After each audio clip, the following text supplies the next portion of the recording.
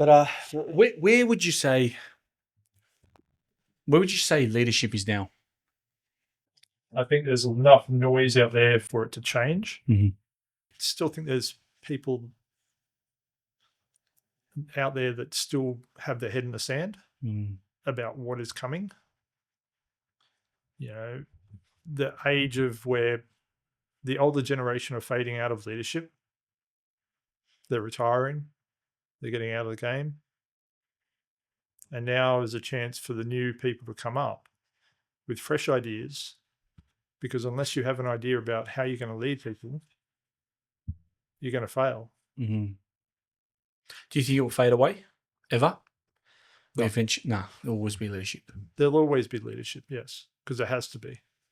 There's no, you look at any movie that's predicted future or whatever out there at the moment, somebody always stands up. Whether it be intergalactic fighters, whether it be Star Wars, Marvel, DC, somebody always stands up. But it's about how they treat their other teammates that makes the movie. And real life has to follow that trend where we know how to treat the other people. We know how to listen. And if we can't listen, we've lost.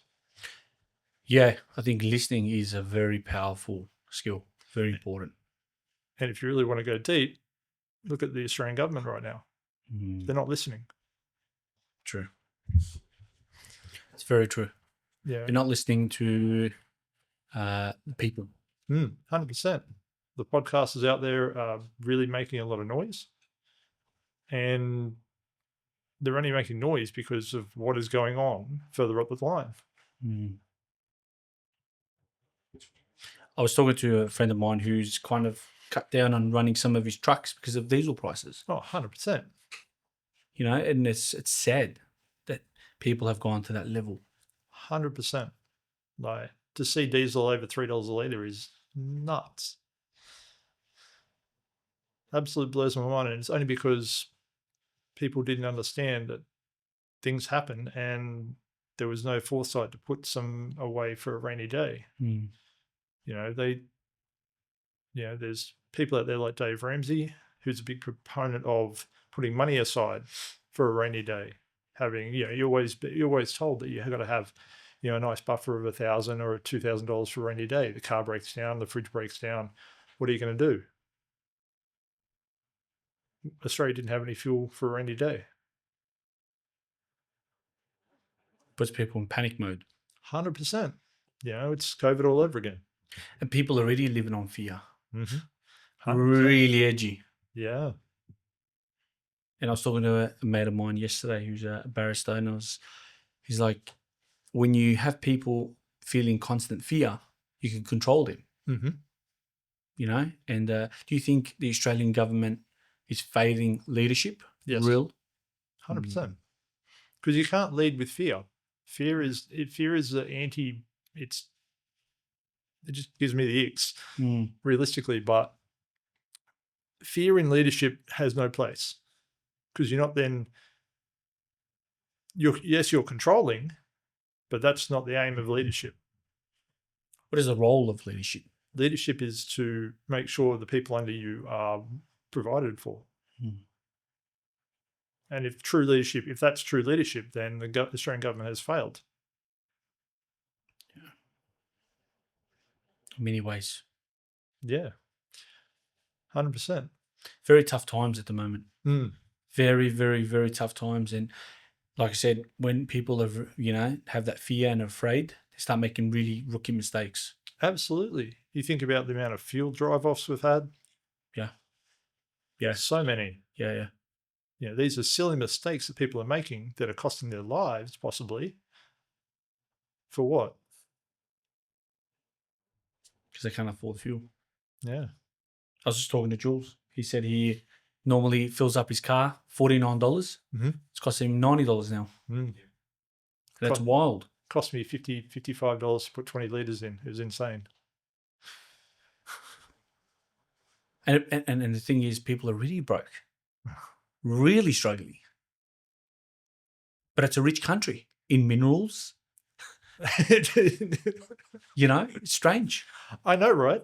Yeah, absolutely. It is so strange that Australia has so many minerals, but we give them away. Goes back to leadership. Leadership. Mm-hmm. What do you feel like is the biggest difference between leadership in the 90s or the 80s or the 70s? Because there were really dominant leaderships back then compared to now. And it was a different time as well. Like, they were vicious. Were vicious. They were vicious time, and they were. What they're trying now is what worked back then, but it's not going to work now. Why is that? Because times have changed. We're different. We've evolved from, high interest rates in the 80s under Keating and Hawke and those guys there, when interest rates were up around 17%, and people have forgotten that, by the way. 17%. Yeah, there were stupid times in the 80s. Oh my God. And people have forgotten that.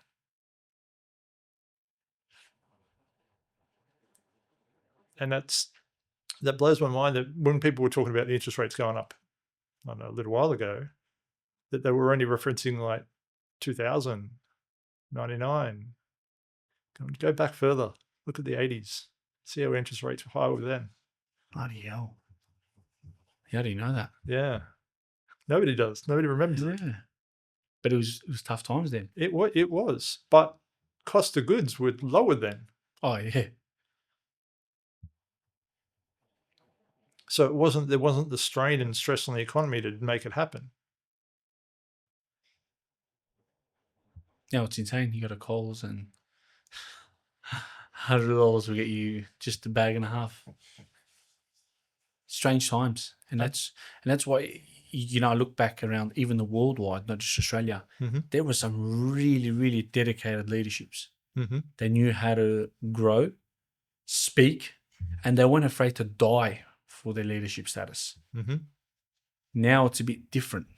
100%. Very, very different. You have people like, some of the people from Africa, Malcolm X and all these guys and Luther King, and they were different. They were way ahead of their time. Absolutely. Do you think we ever see anything like that again? Maybe. Really? I think we will. I think people will see the opportunity to be a true leader. They will rise from whatever murky they come from, because they've had to. They've hit rock bottom, and they will come up and push for that leadership. Also, leadership do you think it can get in the way of, say, for example, ego or too much power can also collapse your leadership? Absolutely. Because I was doing a bit of reading. 100%. Because I was doing a bit of reading about Napoleon, and I'm very the character and the power and the strategy he created. 10 years he became an emperor, but he also lost that very quickly. 100%. What goes wrong there in that leadership? His ego got too much for him. He got too hungry. He didn't know when to stop. Does that always happen in leadership? I think so. If you look at everybody, look at Julius Caesar, go back to the Romans, they felt it as well. People think they have the quality to lead until the pressure comes on. And creating pressure isn't power. Ooh. Presence is power. Listening is power. Empathy is power. And I think that's where we're going. Because the old way clearly isn't working. Would you say it's outdated? No, because I think we had to go through it first. It's turning to be outdated. Because you look at Trump, who's a massive leader, Mm-hmm. and I truly believe he's a very smart businessman. Very 100%. smart. He's a very smart businessman. Is he a true leader? In business sense, yes. Mm. For a country, they've made it an influencer race. Yeah. And he's gone back on a lot of the stuff he said he won't do. 100%. And that goes back to what you said, ego. Yeah, ego. But it's such a hard thing to control. Oh, absolutely. It can overtake you if you let it. Can we fully master and maintain ego or tame it? Jordan Peterson thinks we can. Mm. It's a dragon inside of us that we have to control. And as men, if we can control it, we're good. That's true. It's when you turn around and not control it. You go to smoking, you go to drinking, gambling, that you let that dragon out. Mm. And you will lose control fast. It's the angry man. It's the keyboard warrior. It's those people that are letting the dragon out. Because it's a very strange one. Ego itself has brought down how many commanders and generals and kings because of ego. Lots. Like, can you imagine, I don't know, 10 years worth nothing, a little short midget, Napoleon, 10 years became emperor, but lost it all because of ego and pride and greed. Pride and greed. Yeah. The 7 deadly sins. 7 deadly sins, yes. They're a strange one. And I think as men, we have a lot of that greed and ego. 100%. But we've got to, as men, we have to do better. We have to.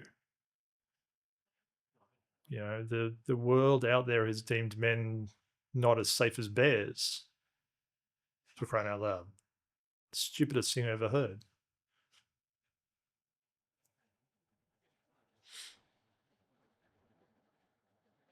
So we have to be better.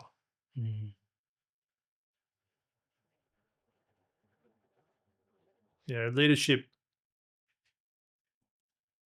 stretches beyond the workplace as well.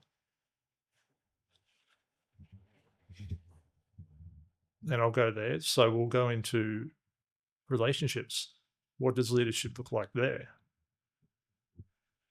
That looks like soft partnership stuff, not control, not power. Complete opposite. It is a complete opposite. It's presence, it's hearing, it's listening.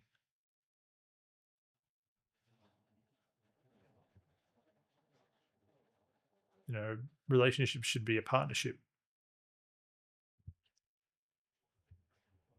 Would you add that to an actual relationship at home with your partner? 100%. You need, everything you learn, because we're humans. We're humans. And we need all of that stuff, all of that time. We need to be seen, heard, and understood.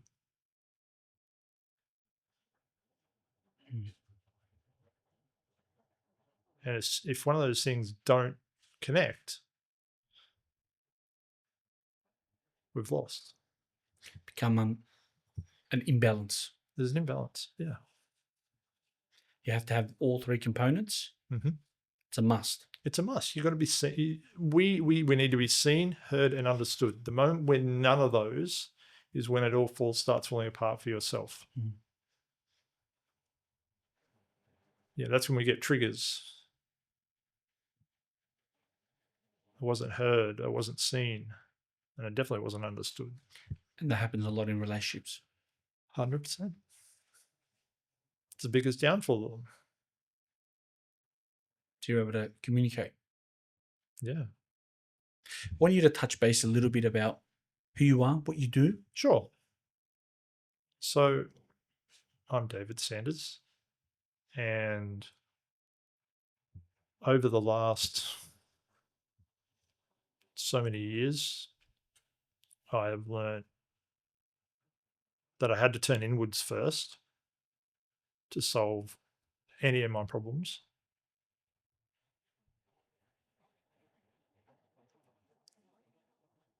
But I had an opportunity actually. I went and saw the big podcaster that was played at the Palisade in St Kilda recently, Chris Williamson. He talked about his journey inward and understanding the problems that he faced.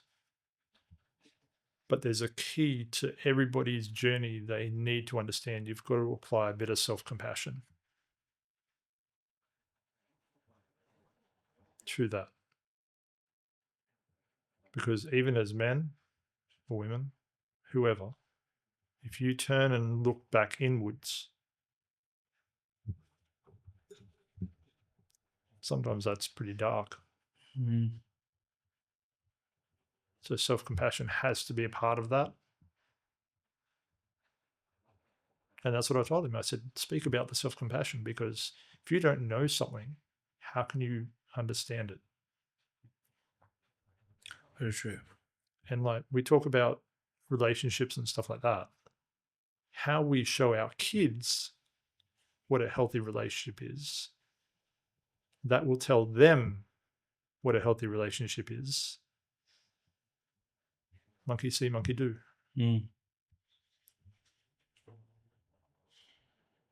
Kids will mimic us always. Where do you think the young gen is headed? They need some leaders. Do you think we have enough leaders?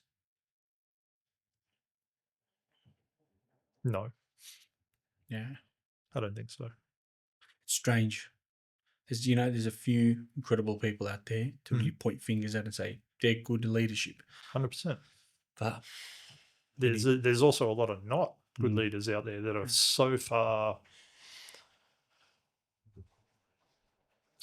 to one side that it's not healthy.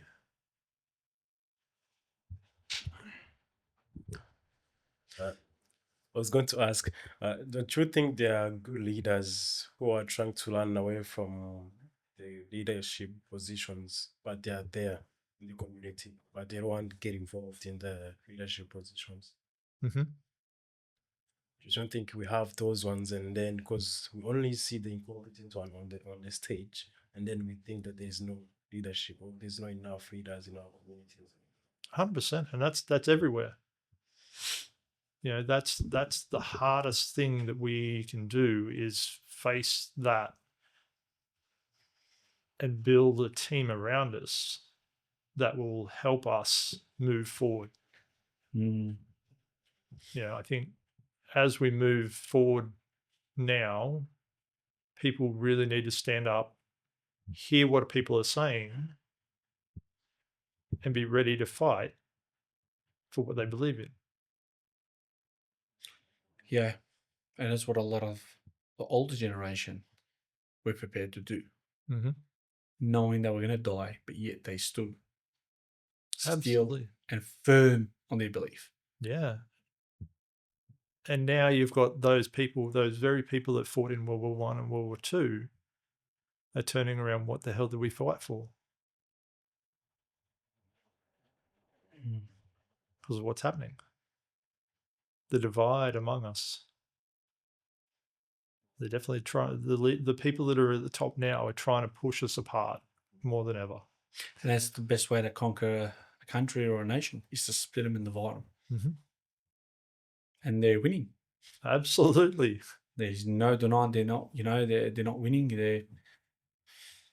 There's racism on the rise, and Mhm. people are afraid to ask questions, Mm. important questions. And it's a strange time.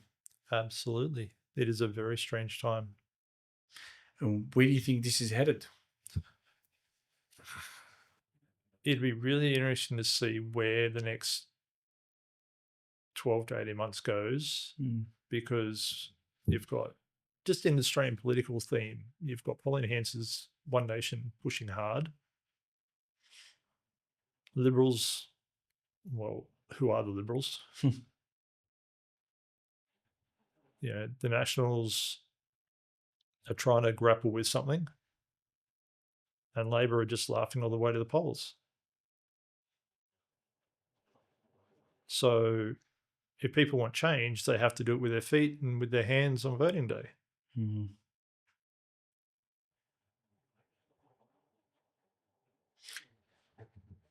I think you're right. I think it is going to be very interesting the next 12 to 18 months.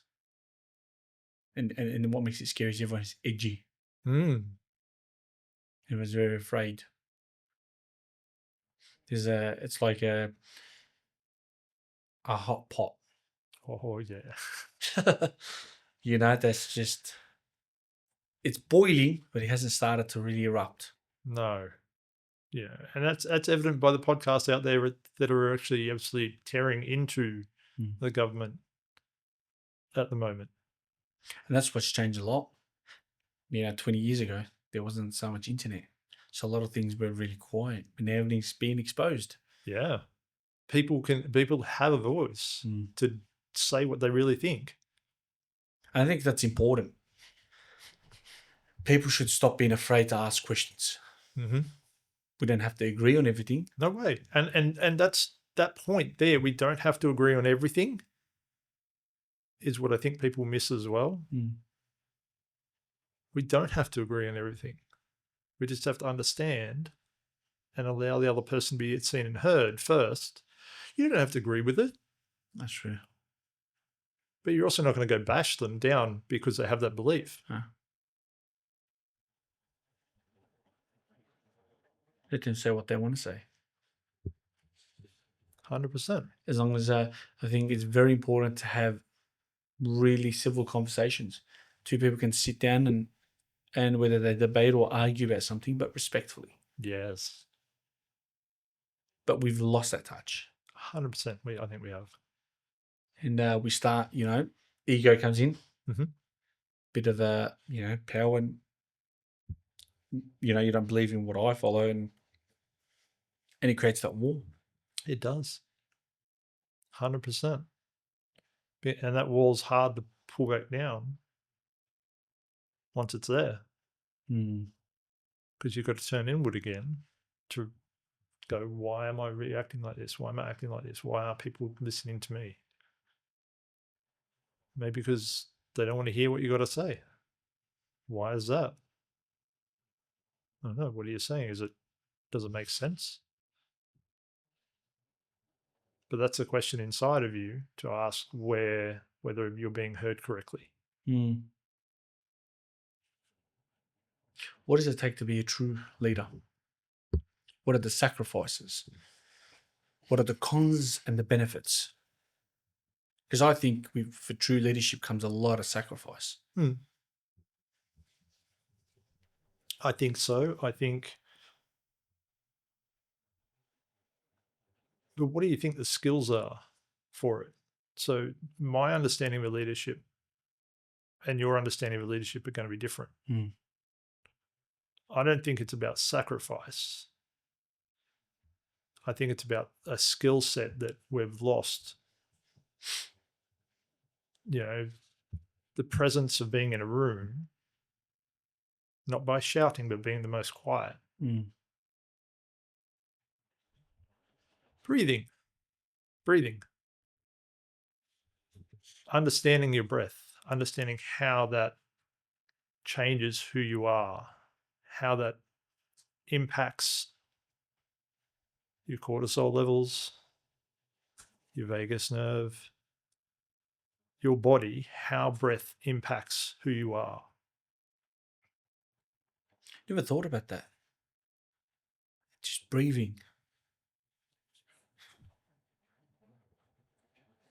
You're doing that, as you're walking into a room of power players, taking a couple of deep breaths, calms your nerves, calms who you are, and you can relax. Mm.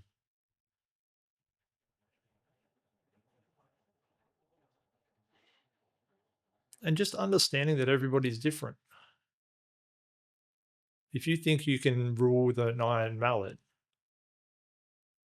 over people, you will find that people will revolt. Wear the hat that says, I understand you, to everybody.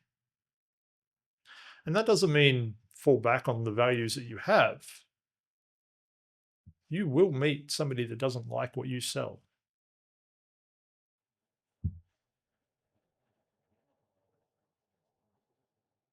Mm. But that's okay.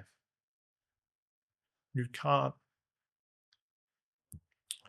help everybody. Mm. Oh, I learned that later in my life. And Yeah. you also can't please everybody. No, you can't. As a leader, you think you have to have some sort of belief of that? No. Mm. You've got to understand you can't.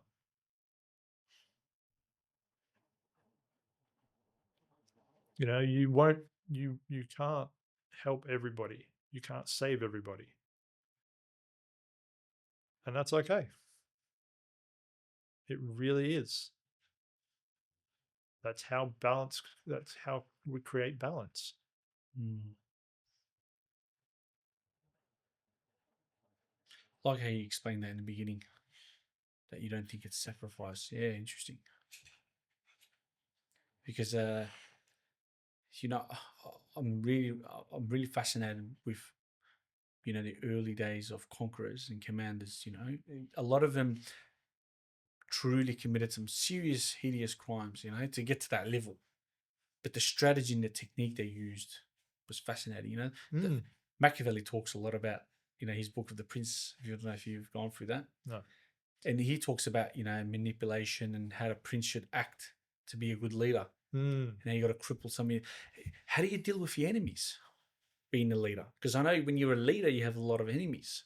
Oh, you do, because people don't understand you. Mm.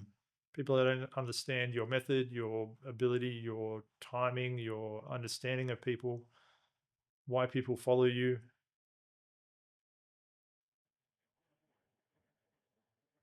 Pretty much misunderstand you. Yeah, they're enemies because they don't understand what people see in you. They judge you. They judge the people. And that's where they're going wrong. How do you deal with that as a leader? Because you can't please everyone. So how do you control the enemies?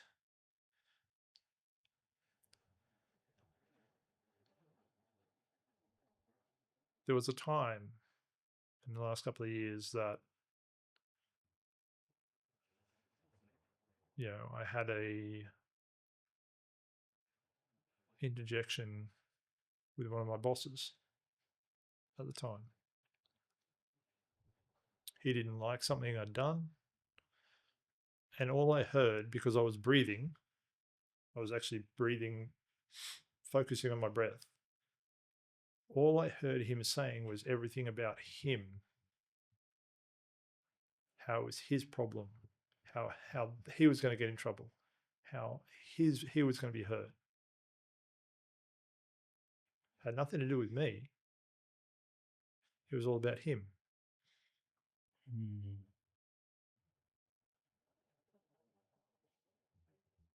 It brings a new light onto when you actually start arguing or whatever.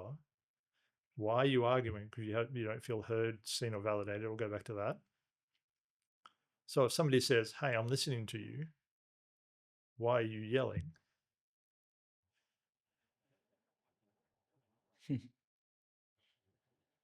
Yeah. Very fascinating. It is. It was more of a him problem instead of just talking. And I think it's quite interesting that people are afraid to say, "Oh, maybe you got something wrong." But what's your opinion on this matter? Yes. Because what's fascinating is a lot of these great leaders who Julius Caesar, Alexander the Great, they really negotiated and spoke with their team regular. They had people walking around them, giving them opinions. We think about this, even the modern ones. Richard Branson, dyslexic, has people around. He basically has people around him to tell him how it is very, very simply.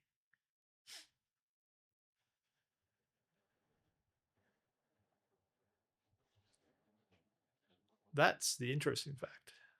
Such a man who's done so much over in Britain, Virgin Airlines, but he has a team around him to help him understand the world. And that's what we miss, I think, as leaders sometimes, is having that team around you that helps you move forward. Just asking questions and different opinions. Absolutely. Sending people out to specific areas in Melbourne and seeing what's the rule off there, and then going back and telling their leaders, look, this is what some of the people are struggling with. None of that. No. Just a quick photo. Yeah. And leave. Like,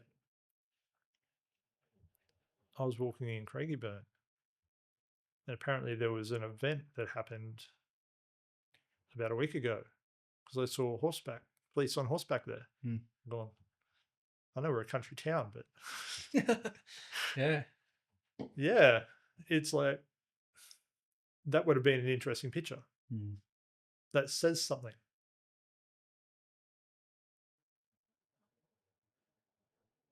And I think we have to really take a look at ourselves as to where and why that's going wrong.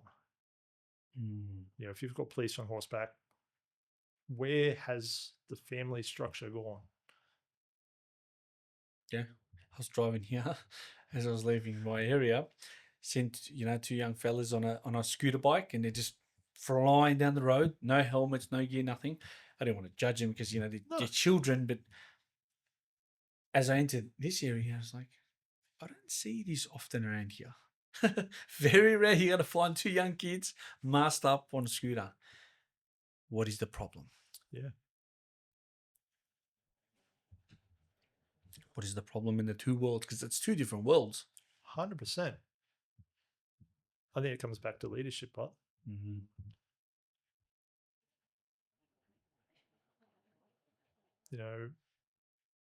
being able to talk to our kids, find out what's going on in their lives is definitely a missing structure in today's families.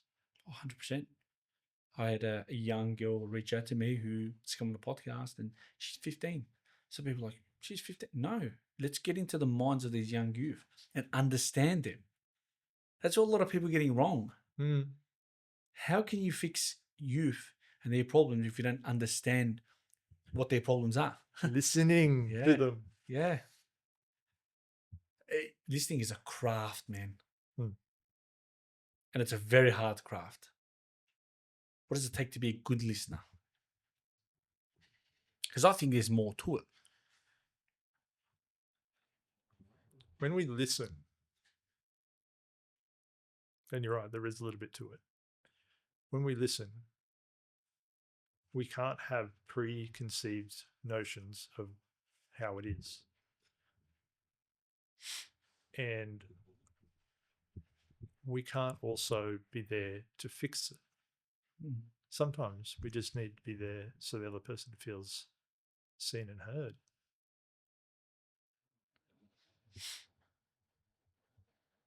There's an interesting thought in relationships this is on. For men, when your wife goes, hey, I need to talk, The husband goes, do you need a hug? Do you want an answer? Or do you want just to listen?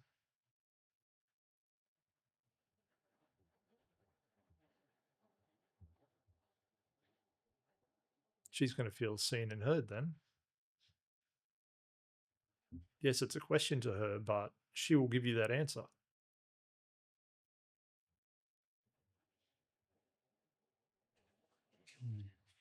And the same when we're, we try and listen to our staff members about what's going on.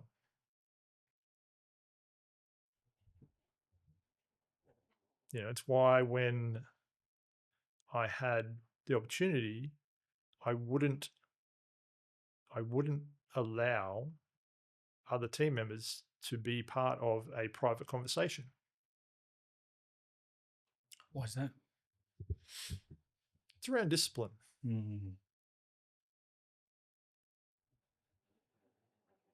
When you want to correct somebody's behavior, and that's where you bring your ego out. If you have to correct somebody's behavior, without the ego, please. No ego. You're not better than them. They just don't know what you know now.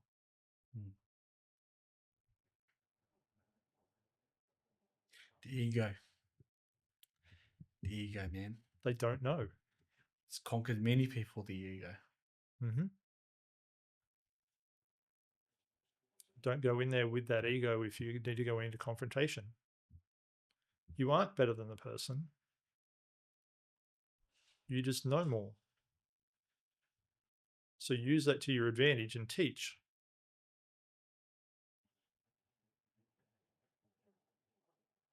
Teach people how to do it. How does someone have the mindset and they're like, you know what, I want to be a leader? What does it take to be a great leader? Not just a leader, but a great leader. What is the steps? Where do we begin?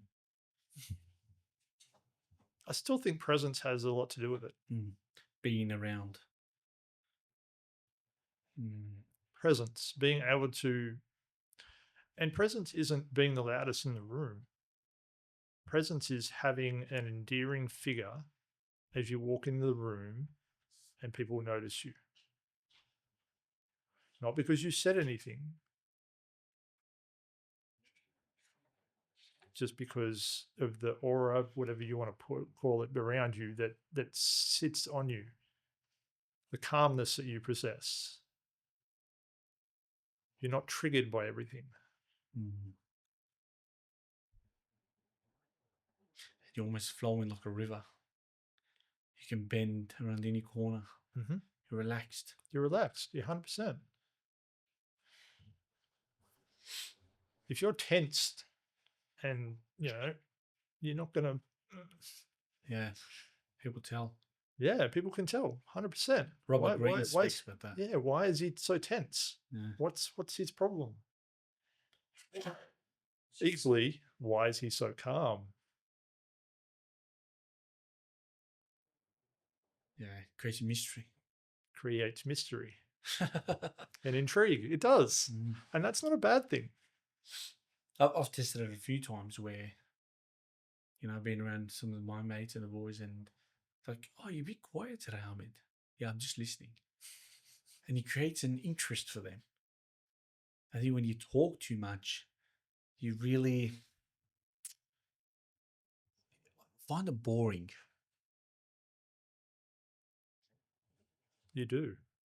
But when you're quiet. But you think about it. The greatest speakers right now don't say a lot. And the previous ones as well. Yeah, Jordan Peterson is a massive component of not saying anything. 20 minutes, I think he mulled over an answer to somebody at one time.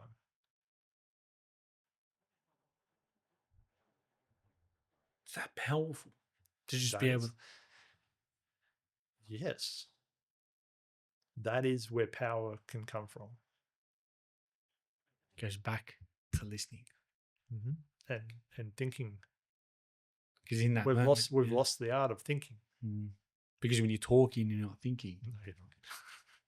And that's where it goes to example relationships. When you're fighting on, but no one's really listening. No. In fact, generally why we're fighting is because we've gone into the back part of the brain. We're not in the frontal cortex. We're not in that front part of the brain, which is presence and listening and everything else. It's now you're here. You're listening to me. When you go to the back, now we're going, da da da da da da. Absolutely. Yeah, and that's where like the component of the breath, taking a 30-second pause, recentering yourself, not being in that flight, fight, or freeze moment, but actually breathe, calm your nerves, calm the fighter inside of you, because the person opposite you isn't your enemy. There's just been a disagreement. There's just a disagreement. Man, that's so hard. Oh, in that moment. I You know. know what I'm talking about? That Oh moment. yeah, 100%. You know, when someone's wronged you and you're just fire and you're like, just trying to go crazy. Yeah, it is hard. And you got to control that moment. Yeah. Control that dragon, man. Oh, that's a mission. But that's where power lies. That's very true. Here's an interesting leader, Ted Lasso, the TV show about the soccer club. Same thing. He listens a lot. You know, the dart scene where he wins the opportunity to be in the club and kick the other guy out. You know, he actually says if he'd asked questions, he would have known. My father taught me how to throw darts through my teenage years, and I know how to play.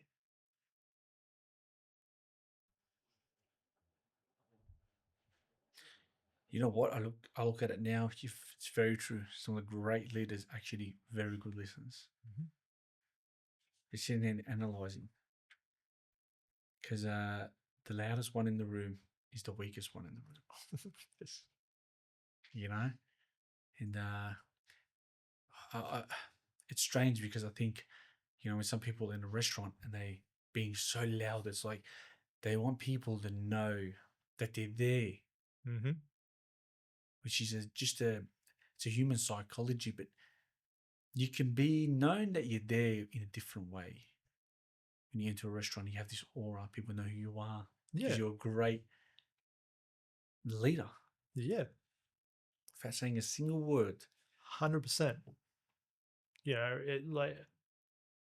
I had a guy at work. At times, I'd just look at him and wait. I wouldn't say anything. I would just wait. And then all of a sudden he'll pipe up and go, huh? Oh. And he knew, because I'd been working with him for like 2 years. But he knew if I was looking at him, he knew that he was doing something not right. That's the power. That's the power of aura. Yeah, I'll get you. There is power. Yeah, you're able to sit there. Your kids. If you look at your kids with that look, and you know the look I'm talking about, they should react in a way that goes, "Okay, we'll stop."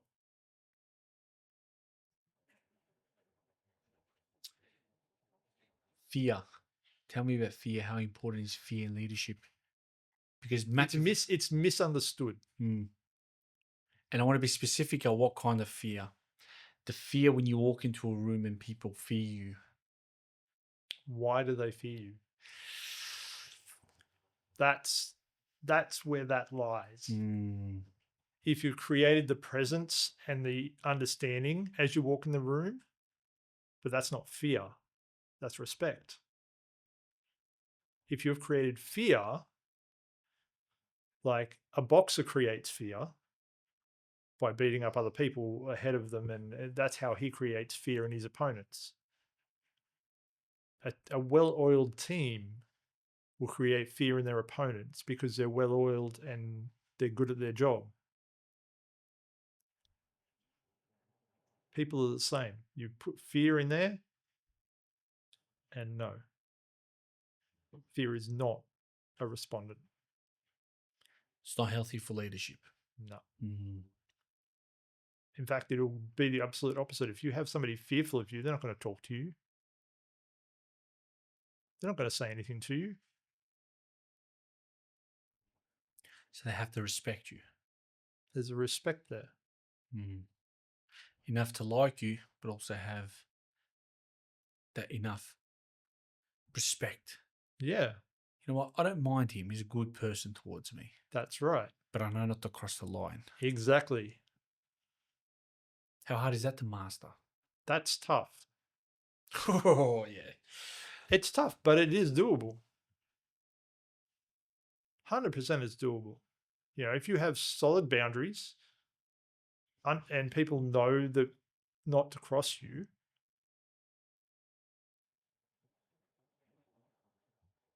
that there creates the understanding and the respect. Mm. I mean, you can still show kindness.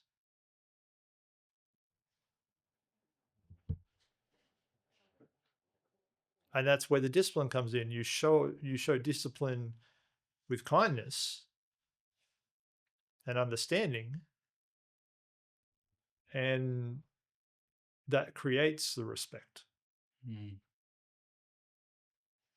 Because some of these people, you know, man, they just walk into a room and it's like he's walked into the room Yeah.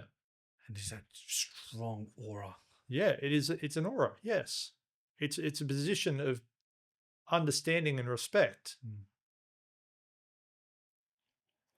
But then you got some leaders that have the power and leadership. And people say, oh, who the hell's that? You know, some of our PMs, people laugh and they speak ill of these people. Mm-hmm. That's a very terrible. You know, they're playing a dangerous game. Yes, the Australian government. I'm not going to call them out, but they are playing a dangerous game because they're not listening to the people. That can't last forever. No. Eventually, power lies within the people. Yes. Because they will revolt. It will. They'll find another leader. Mm.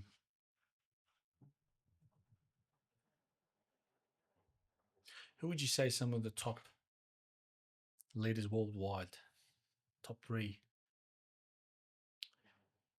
I think you've got to go to Europe for the best of the best. And I don't know how they've done it. But you look at Finland, Switzerland, those places clearly have good leaders that make sense of the world.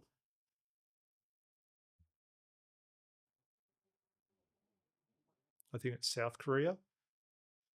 Yeah, look at the country. Japan. They're big on tradition as well. Mm.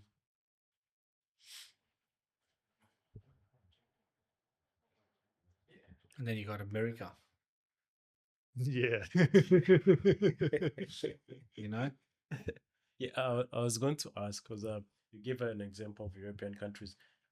Is he really leaders or just they have a system that works? Could be either. But if the leader doesn't understand the system that's there, are they really a leader?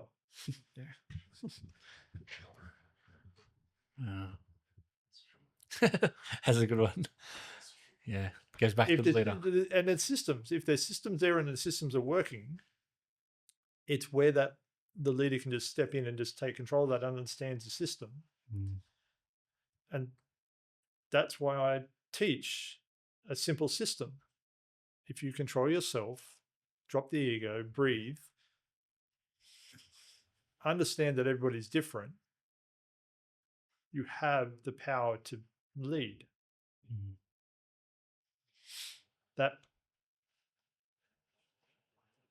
That section there is a very powerful thing. Because if you're able to listen and things, then that will shine a light on your leadership. Pressure. Leadership is always under pressure. How do we deal with pressure?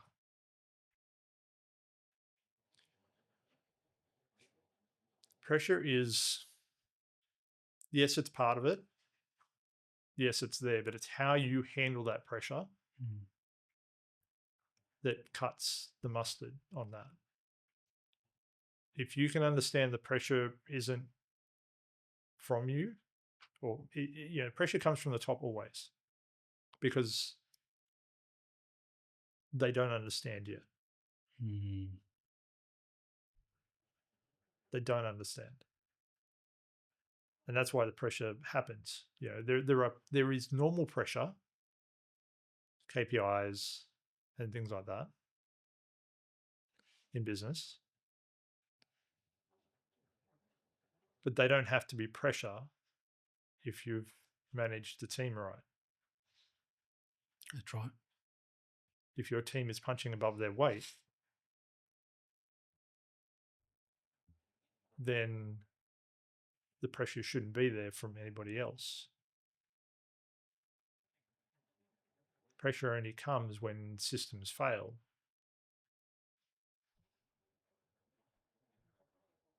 Yeah, because I was watching a little clip of the actor from Breaking Bad, the show, and he goes, the main actor he's talking about, he goes, the show is all about pressure and decision making. And I look back and I say, yeah, you're right. The whole show is about him making the correct decisions. Yes. And how to work under pressure. Yeah.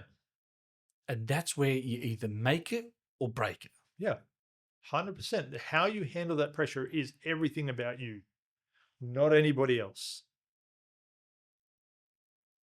How you handle that pressure, how the F1 car drivers can drive around at breakneck speeds around a course, because their cars are built like that. That's the system. Those cars fly around there because they can.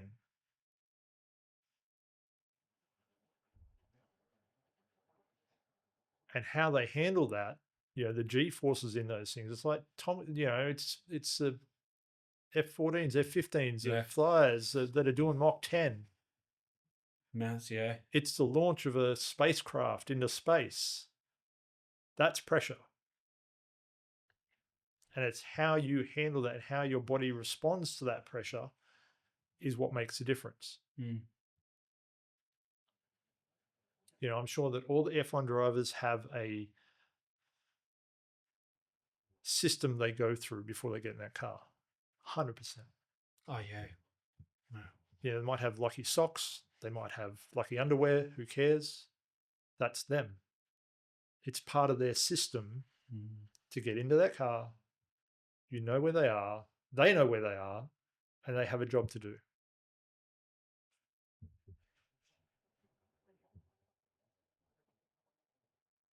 Is there much of a difference in the psychology of women leadership and men leadership? Because the two think differently. They do. And act differently. They do.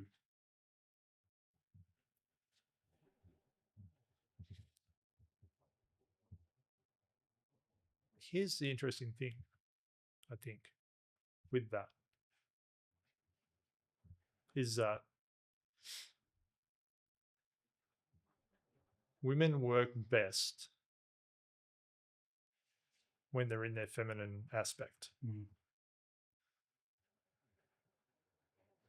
If they're in their male, the male version of that, the masculine,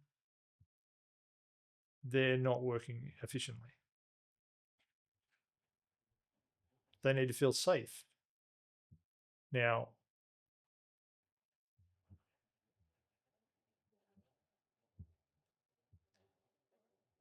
I believe that if they can feel safe in themselves and understand that world, that self-respect is and self-worth is inherent, you can't take it away from you,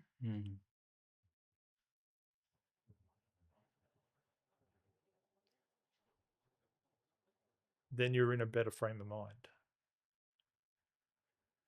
So I think the system that comes out can be worked in a woman should she choose to do that. Because everybody needs to be held to the same standard. We all need to be understood, listened to, and respected. And how we do that is we stop and listen. So I don't think there is a major in the system that I've built. No, I don't think it really depends on it whether it's male or female. What are some of the stuff that you've built in your system? Well, breathing. It's teaching people to breathe. Breathing. Under pressure? Under pressure. Under pressure, especially under pressure. And what does that look like? Is it a deep breaths? Is it? It's focusing on your breath when you don't need it. Then it becomes second habit when you do need it. It's like anxiety. Yeah. To really calm down your anxiety levels is just to breathe. Calm it down because your heart just starts pumping. Yeah. What are the things they used to give you a brown paper bag to breathe into?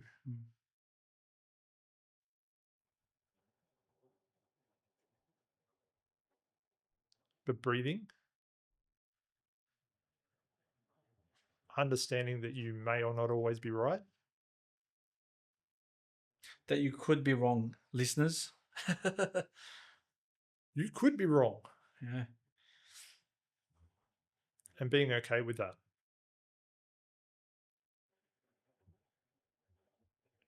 And then the presence.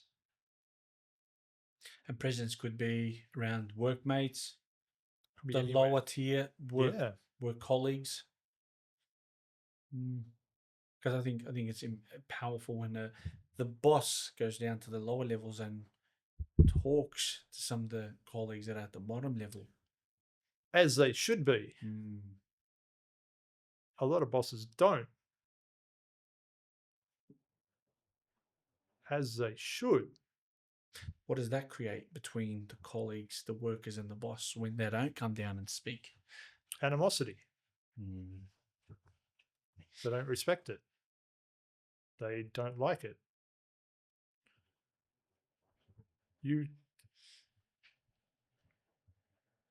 In Brisbane,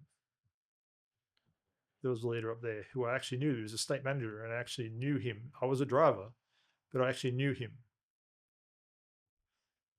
And that created a bond that got me to Melbourne and then got me where I needed to go. Because you had that connection. I did have a connection, but that boss he allowed people to go see him as a driver. As a driver, you if you're, and I think there's another one, there's another show that actually articulates this as well. Mexican food or something like that. There's a clip of it somewhere floating around where he's talking to the boss about his recipe. He somehow got hold of the boss through the internal systems. Powerful.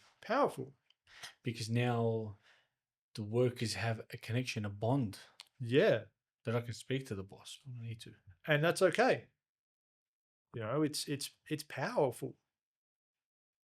It shows that the company wants to listen, wants to understand what the other part of the team sees. What is going on the roads? What is going on with the customers? Are the customers happy with our service? 2 things I learned while I was a leader. Feedback is critical. Feedback from the people under you. Yeah, the workers. How many leaders have asked for feedback from the people under them? I can guarantee you not many. Very little. Yeah. Not very little. The interesting fact of what I did do by doing that, it proved my system worked. because the scores that I got back were in the top 90%. Because they want to be heard. And when you're going out your way and asking for feedback, they're like, whoa. Yeah. They want to be heard, seen, and how I show up on the dock. I'm not there for power play. I'm relaxed. I'm calm. I'm breathing. Asking questions. Asking questions.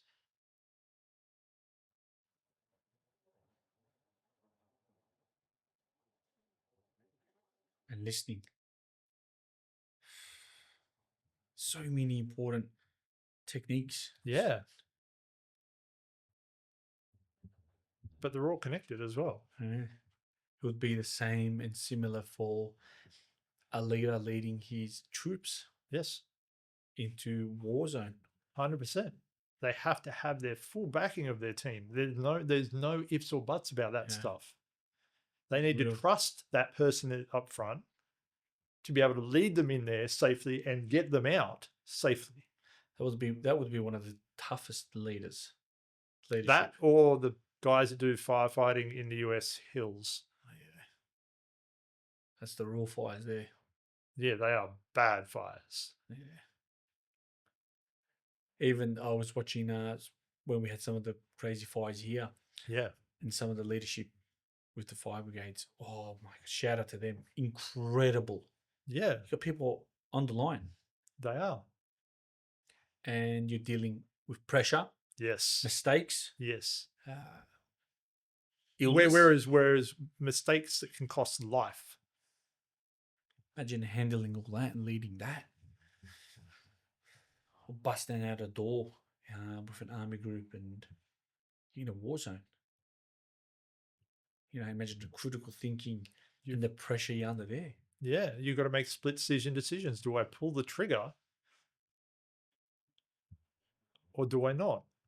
You get seconds. Seconds, yes. That's taking leadership to the utmost pressures. And that's wild. It must be really difficult at that level. 100%. That's... You'd almost borderline that with stoicism. A little bit. Because you've got to have your emotions under control. And controlling your emotions is well, they're certainly not meant to. They're there to control you. Controlling them can be a nightmare sometimes. 100%. But why? Why are they controlling you? Good question. Because we're allowing it to. That's right. That's number one. Weak discipline could be number two. Yeah, possibly. Not disciplined enough to really maintain your own emotions. Because you could wake up and say, oh, I'm going to have a bad day today. Or you can say to yourself, I'm going to have a really incredible day. I just got off the phone before we started this, and I was like, how are you going today? I was like, fantastic. He's like, whoa, why is it fantastic? Simple word. Changed the whole energy. And I think that's leadership as well. Yeah. You may not want to get out of bed, but you get out of bed. It's the little thing that you do. Here you go, something about me. So at the moment, I'm going through Everlab to look internally at my body, my biology. I got my blood results back. Not good. I've got to change how I eat, don't I? Not a bad thing, just a change. But it's me showing up for me now. I've got to understand that this here, there's only one of them.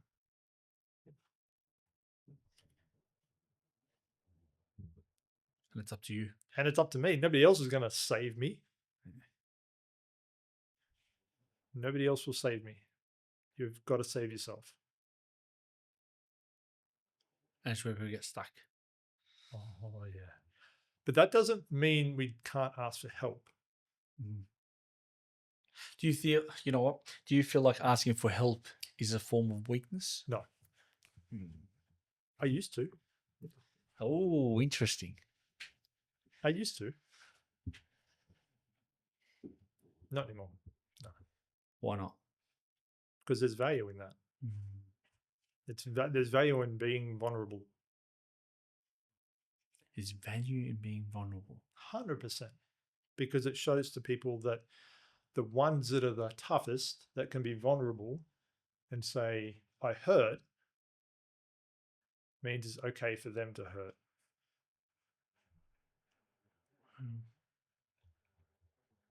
And if he asks for help, it's okay for me to ask for help.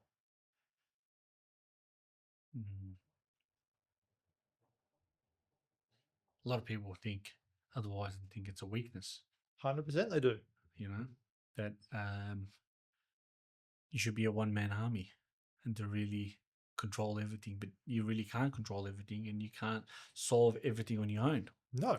It's like building an empire. You can't do it alone. No. You need the help of the people. You need people around you that believe you, that trust you, Right. that have done it before.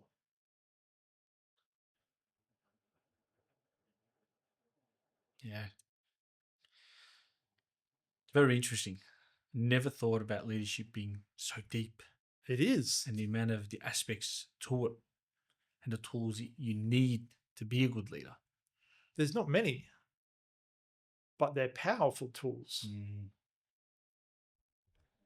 it goes back to breathing is a tool, presence is a tool, listening is a tool, asking questions is a tool. And you haven't even left the first hand yet. Yeah. But they're sufficient enough to be able to maintain good leadership in a company. Yeah. And that was just 4. Yes. Powerful, hey? If you were to put a percent on it, how much would that resolve issues? So many. Oh my God. So many. Yeah. So imagine a boss coming down and, you know, going, hey, yeah, I've got a problem. I have a problem. I was wondering if you could help me or listen to me about my problem. You just saying that to me now, I felt like I'm powerful. I'm going to give this guy advice. Yeah. Yeah. Exactly. Just see saying that dynamic. Yeah. Just think about that dynamic for a second and how much difference that would be in a workplace. Yeah, it's crazy. That's wild. And that's why relationships are so important. Maintaining, relationships. Whether it's your colleagues or normal relationships. Absolutely. It trickles through everywhere. It trickles. Talk to me about leadership in relationships. Sure. It's not true leadership. It's a partnership. You can still show up. And when the feminine feels safe, you can still show up in that leadership role, but it's more defined. It's a protective mechanism. It's a protective layer to protect the people around you that you love. Again, we're listening to our partner. We're not commanding her. We're present to her. We're not entertaining her games. She will bring them. She will test you. Because that's what the feminine does. If you look at how the feminine is,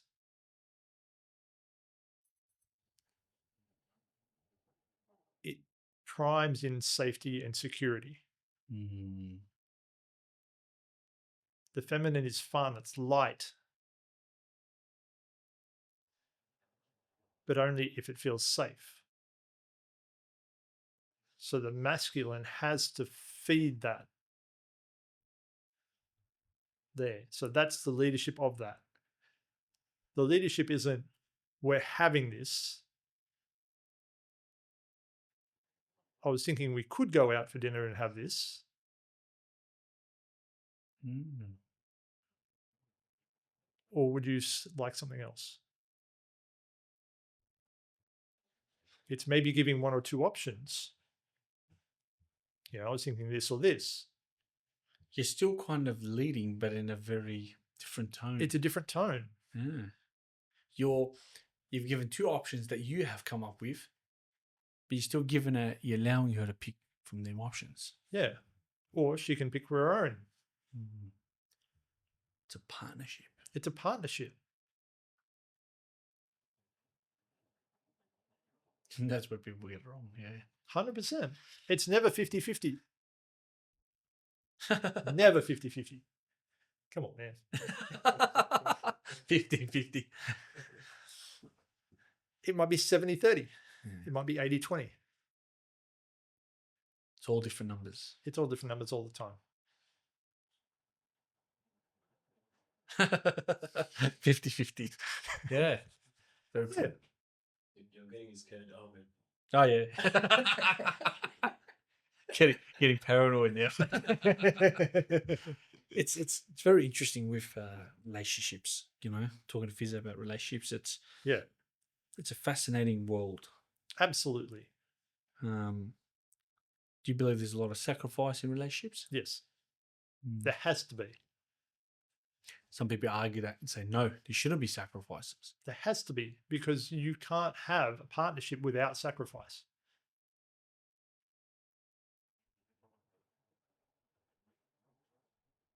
It's essential.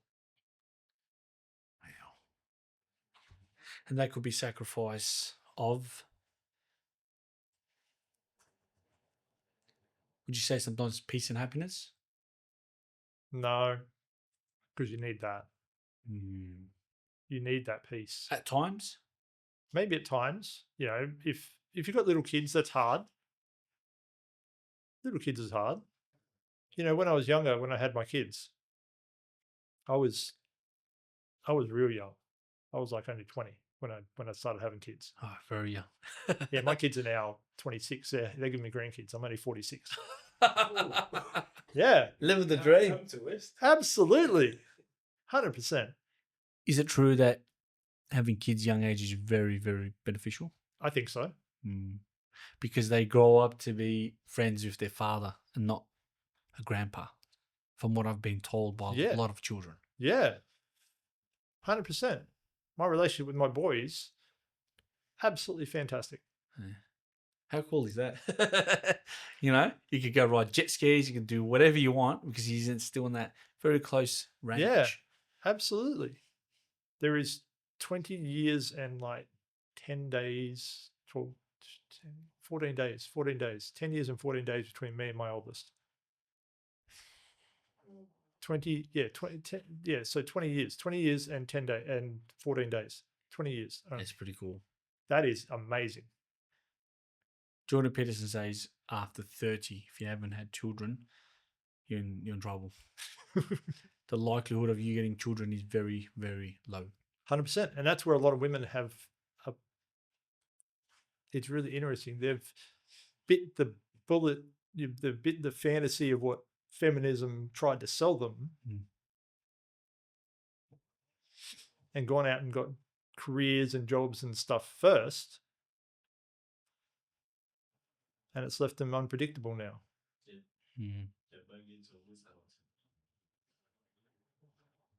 Yeah. Yeah. Because there is true feminism, but now there's so many multiple different types of feminism. Yeah, there's far left, far right. Same with anything, really. There's got to be a balance, but there's all yin and yang. There's got to be a balance. I think without a doubt, having children and family is really, really beneficial. I think growing old and lonely is dangerous. 100%. It's not when you're 40, it's when you're 60 and 70. Absolutely. And you're sitting in the house and it's empty. It's empty. No one to really remember you. Yeah. It's a tough way to live. Yeah, 100%. Strange relationships. I think social media has. I think the internet, not social media, but the internet, Yes, has really had an effect on relationships 100%. because you can be sitting and scrolling, and you're just seeing so many different types of women or so many different types of men. That's really having an impact on your mind. The fact you It know does. he looks pretty hot. Why does my husband look like that? Yeah. Why does my wife not look like that? Yeah. The constant judgment, Yeah. competition. Bad. Or instead of saying, you know what, maybe we have put on some weight, we should go hit the gym and eat healthy. Exactly. Yeah. 100%. Power couples at the moment. Emojis have to be a power couple. Mm. Why? Because they want the same thing. A little bit different, but they work together to achieve it. You can't argue with that. I mean, Yeah. like, yeah. A message from you to the youth.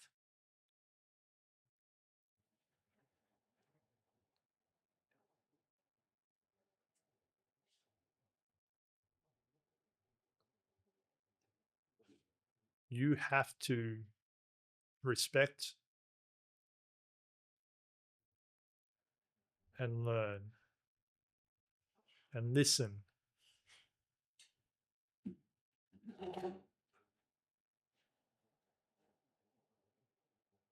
Form friendships. Be better than what we did. Mm. Warm friendships. Very powerful. Yeah. I think we live in a very, very isolated time, David. Oh, we very do. isolated. And it didn't help with COVID. And even now, we're going through another period like that where we've been forced to isolate because we can't pay for fuel to go places. Yeah. Very strange time. It is a very strange time to be alive. Yeah. The isolation, it's very, very dangerous. It is, because what happens is it becomes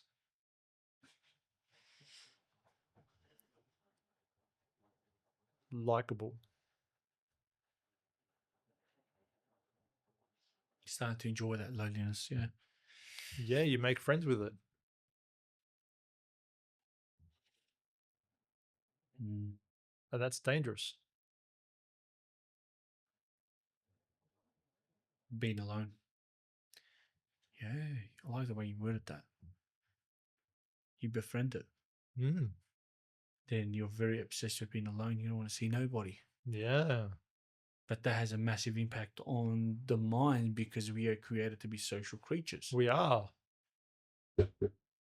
Audio. Might have to come back and revisit that one day. Yeah, look back a couple of years later, 20 years later, so Yeah. do you think also AI is gonna eliminate leadership? Because I know we're talking about this. No. Mm. Nope. Absolutely not. I think you need that human experience. You need a human experience to deal with it. Because we are dealing with humans. AI can't replicate human emotion. And that's why it will never take over. Yeah.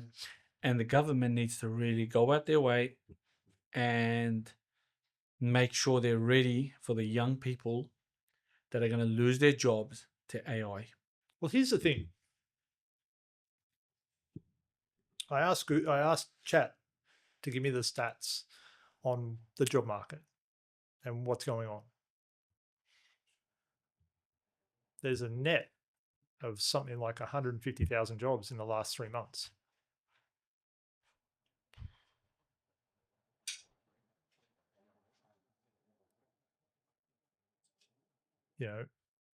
as many jobs are being lost, they're just reskilling Mm. and going out and finding new ones. So there's a lot of fear around AI at the moment. And why people are humming and ahhing about it. Mm. Learn about it. Learn how it can help you first. How it can benefit you. Yeah. Benefit you. Yeah, it's very true. It's not going to fix your relationship. It's not your partner. Yeah. It's a tool Mm. and should be treated as one. That's true. Absolute pleasure having you on today, David. Well, thank you. Very well spoken. Thank you. And I've learned today, the greatest thing I've learned today is the importance of listening. Yeah, man. The importance of listening. You keep yourself very composed. And it's a very interesting thing. Mm. So I think I'm going to go away and learn how to master listening very well and speaking at the right times. Because people will notice that. Like you did. Yeah. Yeah, you keep very, very well composed. And it's almost a sleight of edge. I don't know what's going to come next from David. Yeah. But it's not a bad thing. It's not like I'm threatening in any way. No, it's interesting. Interesting. Yeah. It's like, what wisdom is going to come out next? And what is he going to say? And, it's not... There's a listening and there's a learning aspect of it. So many great things. And it's definitely a journey. And it's an absolute pleasure and honor to have you on to be able to learn. And it's a really great time. I really do appreciate your time. Thank you. I appreciate it. And we hope for many great things. We're going to come back one day. We're going to look back. Absolutely. And we say, oh shit, we stuffed up when saying that. We ate our words. I don't think we would. I don't think we'll get to that stage, but I think, new topics. Yeah. New changes. As the world changes, we have to adapt. We must adapt. I learned that. Yeah. Can't keep using old techniques. Nope. Old techniques, old things. We've got to learn and we've got to evolve. Because the way the old leaders took over countries, you can't really use that now. No way. It's not gonna work too well. Exactly. Yeah. And ask questions, absolutely. I learned that the hard way. Absolute pleasure. Thank you so much for coming on, David. It was an honor. Thank you. Thank you.